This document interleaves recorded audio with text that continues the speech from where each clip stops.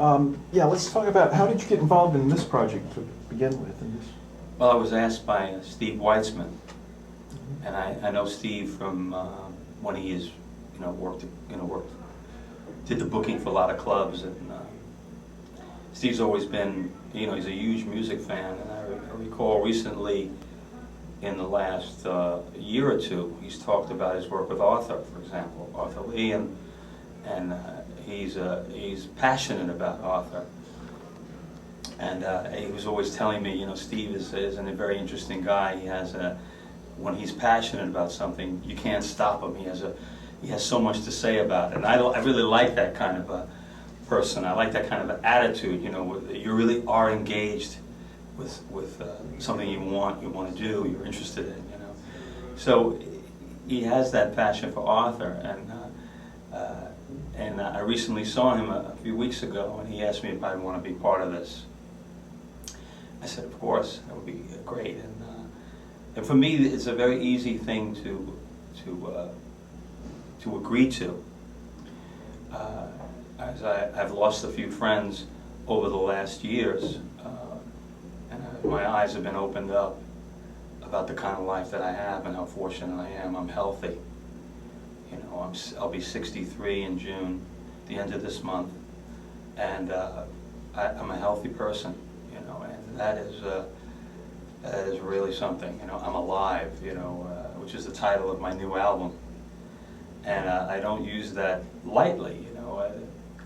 When you're younger, you don't value things as much. You just don't. As you get older, you begin to see, especially if your eyes have been opened. Like I said, I was talking about before, this friend of mine, Dennis, who had ALS, and we did a benefit. I organized the benefit. It was the first benefit I've ever organized, and I organized two of them. I asked Dr. John and Paul Simon and myself. We raised about $30,000 one night out in Amagansett in the beach.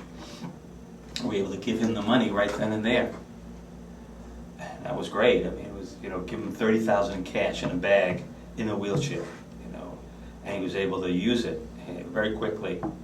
And then the following summer, I and a few other people, we organized a very big benefit where Paul agreed to play again, and Phoebe Snow and Suzanne Vega, who was always open to, she's always open to doing things for people. And when you get involved like this, you get right down on the ground. You get to see what people are going through, And Dennis, we netted $220,000 for him for that show. And he has 5 children, and he died a few months later, And we were very close, especially during this process. And I had never seen anybody go through a process of decline like that, And I'm not even a relative. I was with him a lot. I even slept in a bed with him on a couple of weekends, on a Saturday night, fixing his breathing apparatus and stuff like that. It was all about just following a certain line that was going on, He and I really cared about each other. We liked each other. When I first met him years ago, first of all, he told me he was a fan of mine. He used to come and see me like 25 years ago. And we became friends, I would say, something like 14 years ago. We started a friendship. And I'd run into him, and he would always say, come on, why don't you come with me? I want to do this march for racism. And I said, Dennis, I'm just out here for a little while, and I got to get back to the city. And then the next time I'd see him, he said, I'm doing this thing for kids in the school, And he's always an Irishman from Queens, out in the East End, who was very interested in trying to bring races together, And he impressed me, And he eventually got to me. And with his illness, I was pulled right into it, and I learned a lot. I learned a lot about life, I learned a lot about how lucky I am, So I feel, to get back to this benefit, I feel there's part of me now that will say yes to these kind of things, because if I can be a part of it and contribute, you know. And I have a lot of ideas of how I'd like to help and stuff in different ways, you know. I'm interested in older people, you know, in their 80s and 90s, who have their own problems, you know, different kinds of problems. And I've been interested in trying to raise some money for them. And so I'm, you know, I'm a Democrat, you know. I'm not a Republican, you know. I'm on that side of the world, you know. I grew up in Brooklyn. I'm a working class guy. My family, you know, didn't have anything. We didn't have anything growing up.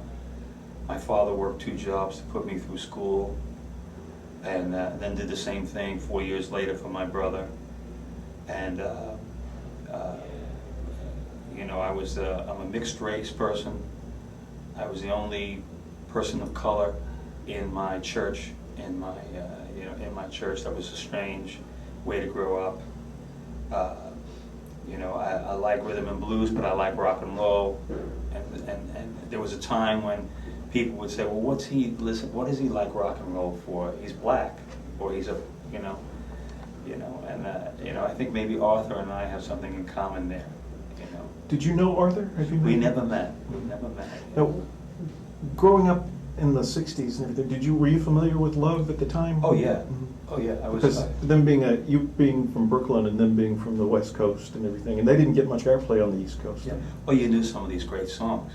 You know, you couldn't. They were undeniable. You know, have a way of traveling across the country. You know, fortunately. But it's funny when you listen to an album. It's like Forever Changes. You know, you hear all the songs. You know, you hear. There's some beautiful, beautiful arrangements and interesting ways of approaching music. You know. Well, you know, touching on something that you were saying about your friend Dennis, was he in the music business? No. Okay, because so many people are like Arthur, in that they have given their whole lives to music, or you know, unfortunately, to the, you know, sometimes the other side, like what happened to him for a few years. Well. Yeah. Then they end up getting sick and have no one, you know, there. Yeah. And they have to depend on other musicians and friends and people like that. And that's wonderful that all of these people have come out and done this. But Well, I think I'm just part of a tradition, I think, you know. Because, in fact, there are a lot of people on all levels who give to their neighbors and reach out to people. I do think it's a human instinct in a way, you know. I'd love to see more of it. I'd love to see more people less afraid of spending their time reaching out, because it's just, you know, anything else. I mean, it's great to be an accomplished person. It's great to, you know, but connecting with people. And there's no better way to connect through giving something or getting something, receiving something. People have given me things that have just been fantastic, you know. And little by little, I'm just learning the true value of that. And maybe that's the true value of life. You know, connection with people. It's got to be, you know. Like I said, I'm fortunate to have a wonderful wife and child. You know, now I know a lot of people don't have that. You know, and I'm a lucky guy. There's a number of things that have worked out for me. You know, and I think I've come to appreciate it. well, you know, you mentioned being in a mixed race family, and you know, Love was a mixed race band, Yes. and which was very unusual for Back then. Even then, yeah. Yes. Even though it was very, you know, starting to be a lot more open, but you know. Yeah, they were definitely, they stood out in the West Coast as a mixed race band. They were very unique. I can remember some of those photographs on the rocks and stuff like that, you know. You know, really, and you know, it's. Now, did you that know, have anything to do with your admiring the band, or did you just like the songs at the time, or how? Well, I think it was the songs, you know. first. But I grew up in the 40s and 50s where I heard, a lot of different kind of music. I grew up listening to jazz, which is really the music of my family. My mother was 16 when she had me, and we grew up in Brooklyn, as I said earlier, and I heard Duke Ellington and Count Basie, and Sinatra was big in my house, and King Cole, Dinah Washington, music like that, and eventually, Frankie Lyman and the Teenagers, and all that music from the street corner music, I call it. And some of those groups were interracial. Some of those soul, it's like soul.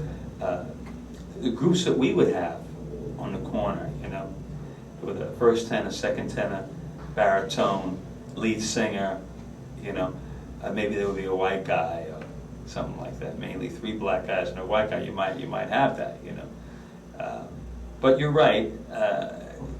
Black groups were generally black groups, and the English invasion was all about white people. Yeah. And I can't think of anybody else in that era other than maybe the Chambers Brothers, because that was a black band with a white drummer. That's right. And Sly eventually came on the scene, and well, one thing I wanted to say, and then I guess we'll close on this, is that it sounds like you had a very positive upbringing, and you've had a positive life. I've had a very difficult upbringing, actually, which I won't go into the details. Oh no, I didn't. But I had a difficult upbringing. But I have a very good life today, and it's just remarkable. Well, the reason I brought that up is because your music has always had such a positive energy. I mean, just like a real, from the very first record.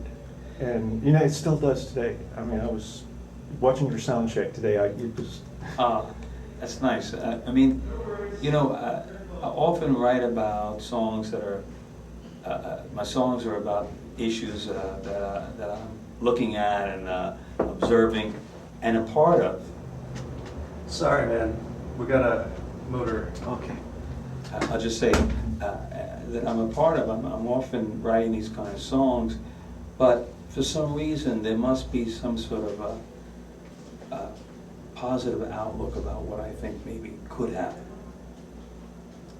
So I guess I'm always trying to look on the sunny side. Well, it shows.